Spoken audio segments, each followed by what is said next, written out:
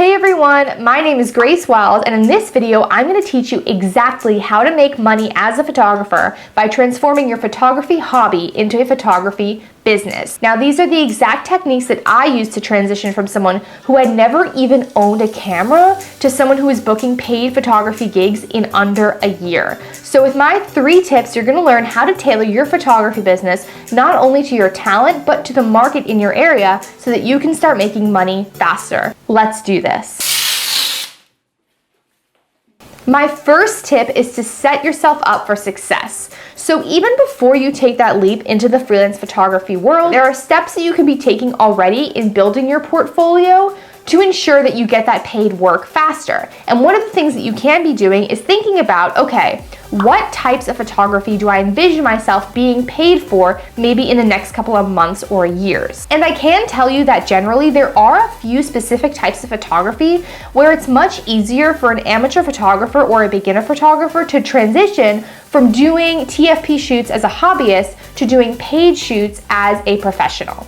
And those sorts of photography tend to center around individuals or small organizations or businesses. Things like family photos or senior portraits or small events, corporate events, family events, or even things like personal branding photo shoots. If you don't know what a personal branding photo shoot would be, that would be something where a person is trying to build their online or social media presence. Maybe they have a blog or they have a website, and so they hire a photographer to do a photo shoot of themselves to promote their personal brand.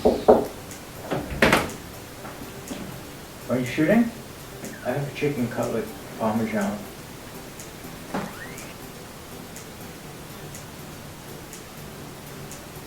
On the flip side, there are other areas of photography where you will be much less likely to book a paid job or to make money as a beginner or amateur photographer. So these would be things like maybe landscape photography, because people who are looking to hire amateur or beginner photographers are typically individuals or small companies, and so they'll want pictures of themselves or maybe events that they're hosting. They're most likely not going to want you to be taking pictures of landscapes unless it's a very specific job or you have a really extensive portfolio of amazing landscapes. Another type of photography that would be hard to break into would be big corporate photography, because those big companies tend to have a bigger budget, and so they're more likely going to hire a seasoned professional or someone who's been working in the industry for many years.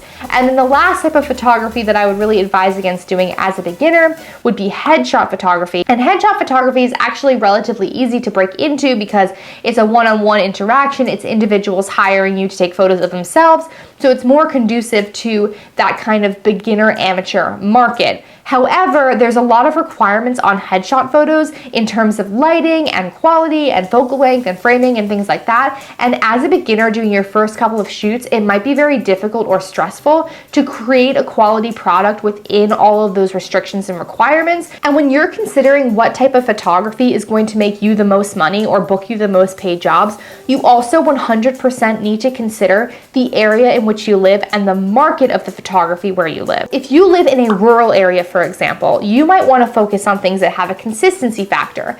Things like senior portraits, which happen every spring or summer, things like weddings, which happen all year round. And if you're focusing on those kinds of like intimate family events, which happen all the time, if you live in a small town, your talent and your business is going to spread by word of mouth just by nature of the fact of where you live in that small, close-knit community.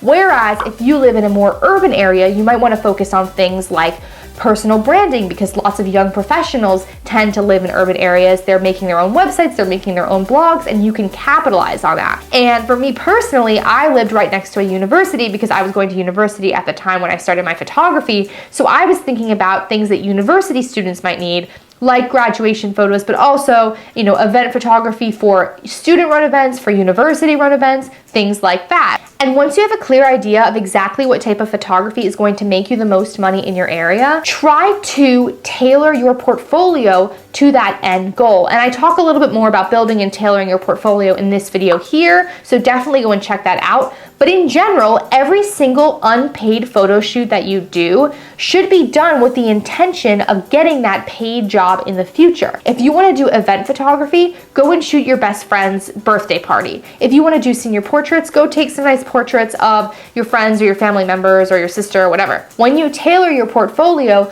to the type of work you want to get, then when someone arrives and they have that opportunity of a job, you will have relevant portfolio pieces to show them in order to secure that job, rather than them saying, oh, I want senior portraits, and all you have to show them are fashion editorials. You're being proactive about getting that paid work when the time comes. My second tip is to run your photography social media account as if you are already a professional photographer. And this is both a social media hack and a mindset hack, because this notion of like fake it till you make it, I'm telling you, it works wonders in so many ways. First things first, you need to make sure that all of your social media clearly lists you as a photographer. So if you're on Facebook, you shouldn't be interacting with photography groups with your personal Facebook profile. You should be making a photography business page on Facebook.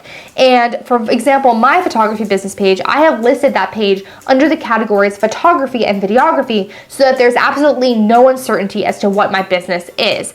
And similarly on Instagram, you should be putting in your bio or your name the words photographer and the area where you live, so that people can easily search for you and your profile will pop up as a photographer in their area. And one huge mistake that I see people making all the time that drives me freaking crazy, big mistake, big, huge, is when people list themselves as a beginner photographer or an amateur photographer or an aspiring photographer. I know we've all seen a million profiles with the word aspiring in them.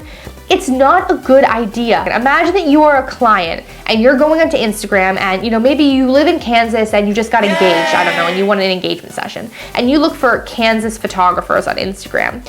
If this person's bio pops up and it says like, aspiring photographer from Kansas, that is not going to instill you with a lot of confidence to hire that person. Most likely you're going to just swipe off that profile and choose somebody else who has a little more confidence in their own work, okay? Even if you kind of see yourself as aspiring, make sure you present yourself as a photographer, period. By selling yourself short, you're not being humble, you're actually just shooting yourself in the foot. You need to run your social media accounts, manage your social media accounts as if you have already achieved that goal of being a professional photographer or of being a freelance photographer. Because a client is not going to want to hire you for a paid job if you don't even believe in yourself enough to call yourself a photographer. You need to have a confident and assertive mindset on your social media and conduct yourself like a professional, and then those paid jobs will come your way because of the energy that you're putting out, the professional energy that you're putting out already. My third tip is to decide on your rates based on your experience level. Now at this point, some of you may be asking,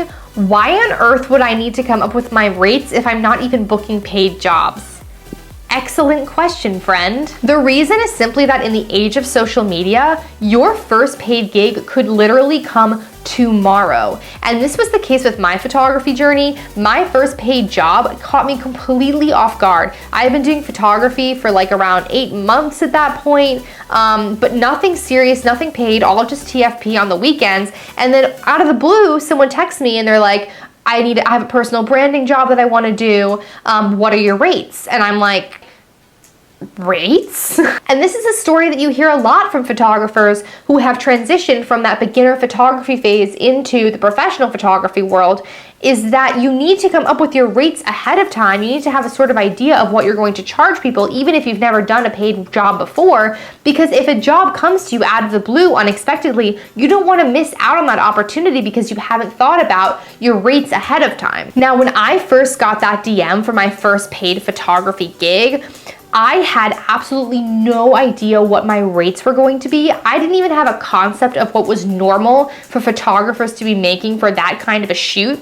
And at some point I will actually make a video about how to price photography services, but for the purposes of this video, I'll just say that I think the best course of action for a beginner trying to come up with their rates would be to do some competitive research about photographers in your area, professional photographers, see what their rates are, and then dock them by around 30%. And yes, you heard me correctly, you need to be charging less. And I know this might be a hard pill to swallow, especially because I just told you that you need to be acting like a professional all the time, but you can't be charging as a professional right as you start out.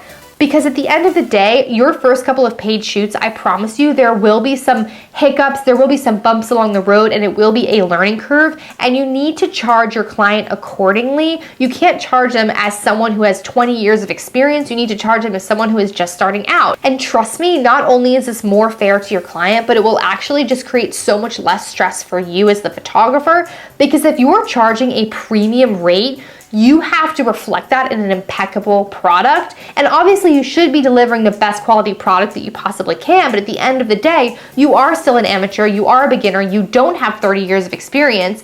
And so when you're charging a client a great rate for a beginner photographer, there's much more room for error than charging them a premium rate for someone who should have much more experience than you do. And in the long run, this kind of attitude will actually help you to make more money because you will become well known. You will have a reputation for charging people fairly, for pricing people fairly, for not charging someone a premium rate for a beginner product. And then as your experience grows over time, you can then start charging people more as the quality of your product also increases. So I hope that these 3 tips taught you a little bit about how to transition from the world of amateur photography into the world of professional photography, about how to get paid for photography and how to make photography a career.